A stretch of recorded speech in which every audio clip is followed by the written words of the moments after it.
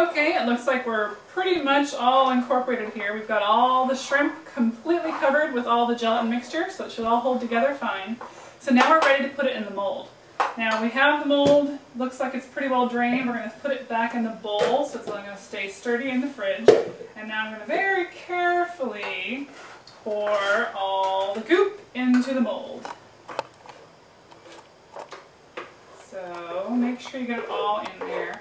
Now you may have a little too much or a little too little for your mold, but that's okay. If you have a little too much, you can always put it in a different container so that you can save it for those tasty sandwiches. Or if you have a little less, you can just go ahead and even out your mold. You'll just have a slightly smaller brain. No big deal. As long as you leave the surface flat, at the top you'll have a nice flat surface to turn out onto the plate when you're ready to serve it. So there we go. You can see I have slightly less, but you'll also see that it's just goopy enough it won't find its own level, so you just spread it out so you have a nice flat surface here.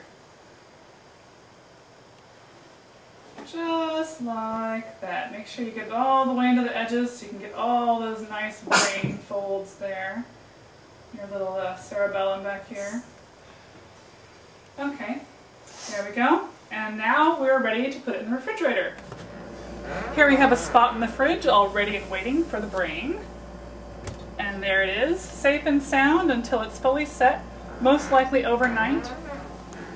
Make sure it's completely set, then turn it out onto a plate and you're ready for decorating it. Now our brain is fully set straight out of the fridge. We might want to let it warm up a little bit before we take it out. So I can tell you I have leaf lettuce already washed and prepared. I also have a little tier tray here so I can give a nice elegant look to our brain, which will not be expected. You don't usually expect to find a brain on a nice little bed of leaf lettuce displayed so nicely like any elegant buffet you might see. So let's arrange the leaf lettuce first, make sure that's all set to go. Just need it around so it's all nice roughly around the edges. Now take your clean hand and put it right against the flat surface of the brain on top. Gently turn the whole mold over. You might want to do this over the sink so that you, in case you have a mess, it's easy to clean up. Very carefully wiggle the mold until you'll hear this sucking sound and the brain will release. There we go. Now before it falls all over your hand, go ahead and set it gently down on the bed of lettuce there. And you have your brain on the plate. Of course, this is just the naked brain. It might benefit from a little extra decoration for some food coloring, which I'm going to do next. Here we have our brain already turned out onto the display plate with lovely, roughly leaf lettuce around underneath it. I have already taken some water in a little bowl, plus one drop of black gel food coloring, which is all you need.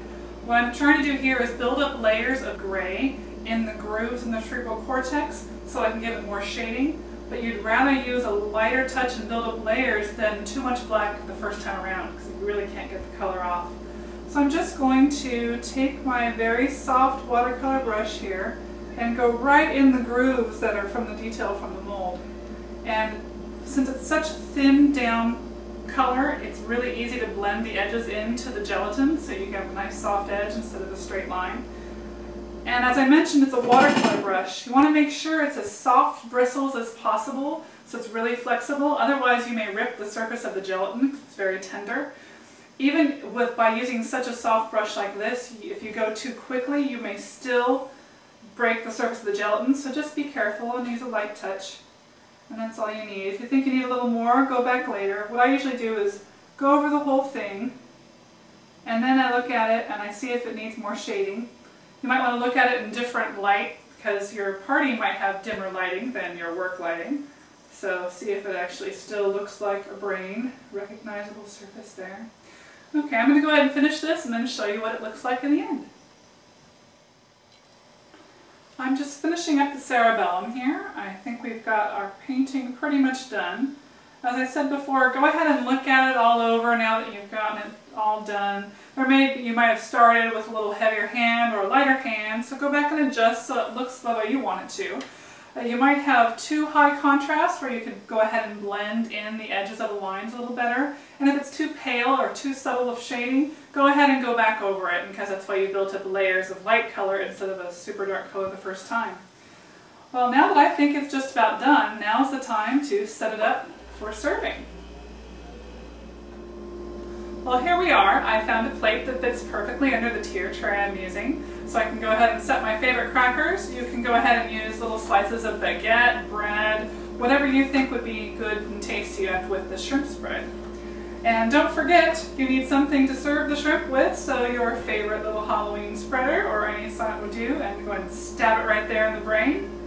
And voila, your very own bizarre brain pate. I hope you enjoyed watching today. For more projects like this and recipes, go ahead and buy my book, Eerie Elegance, at eerieelegance.com. And I hope you have a fabulous Halloween and happy haunting!